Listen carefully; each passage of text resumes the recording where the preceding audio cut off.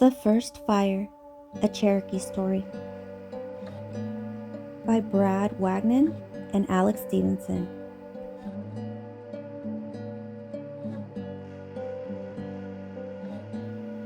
The Cherokee believed that a long time ago, animals could do many of the things that man can do today.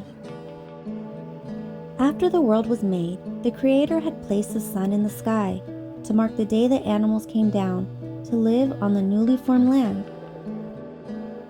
However, they quickly learned that once the sun went down at night, the world grew dark and cold.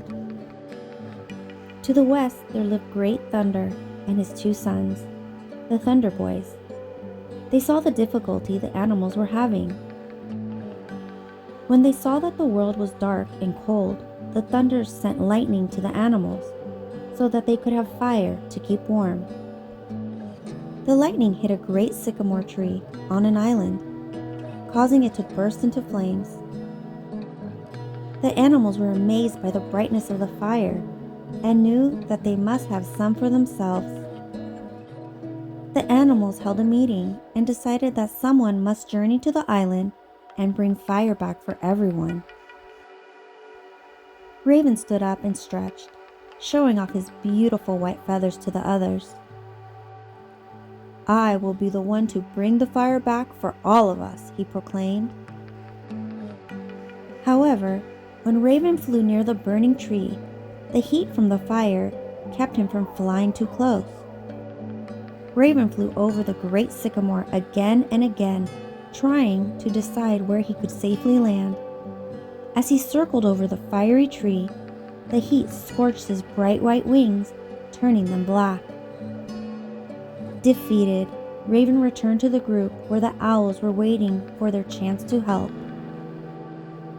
Screech Owl shouted, "We won't let you down!" while Hoot Owl and Horned Owl stretched their wings to join.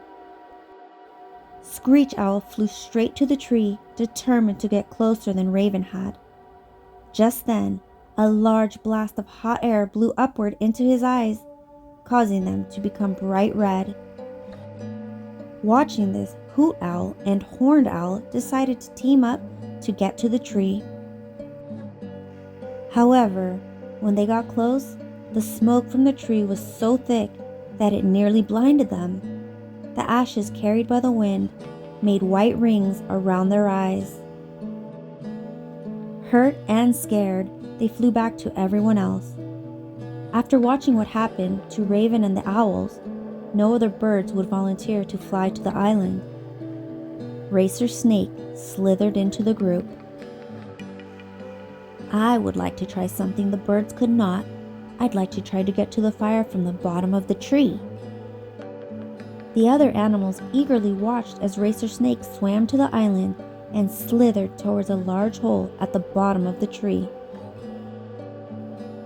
As he crawled in through the hole, he quickly realized that even being this low, the heat and smoke from the fire were dreadful. Underneath the tree, the ground was covered in hot ash. Razor Snake darted back and forth, trying to keep from getting burned, but it was too late. Soon, he too was burned black.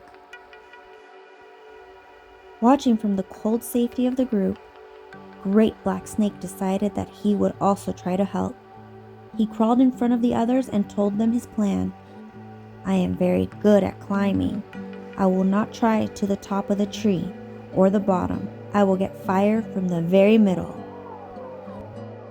He swam to the island and used his powerful body to climb to the middle of the burning tree. After finding a hole in the middle of the tree, he put his head in to look around, but the smoke choked him, causing him to fall inside. Great Black Snake crawled back out of the burning tree, where he saw that, just like Racer Snake, he was burned dark black. After quietly watching all of this, the animals decided to meet again. They talked about how they were still very cold, but they were all now afraid of the fire and the great burning tree. Finally, a small voice spoke up. It was Water Spider. Water Spider crawled to the front of the group where the other animals marveled at her soft black hair and bright red stripes. They knew that Water Spider was good at running on top of water and diving to the bottom. Curious, the animals said to her, "We know you could get there safely, but how would you bring fire back without getting burned?"